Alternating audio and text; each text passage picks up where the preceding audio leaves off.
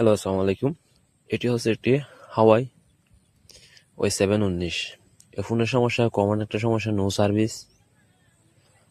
বাইরে টেকনিশিয়ানরা দেখাইছে, 2GIC WTR এসব ওটাই বলিং করে বসাইছে, তাও হয় নাই।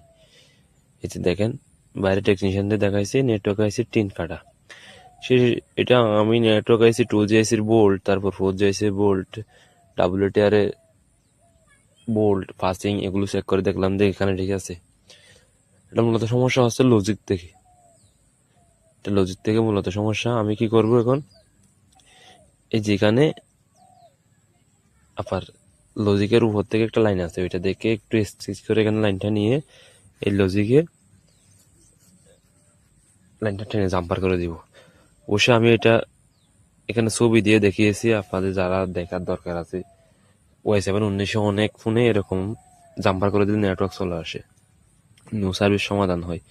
ওইটা দেখে নেবেন। আমি ছবিটা ক্লিয়ার করে দিছি, অবশ্যই দেখে নেওয়া জরুরি।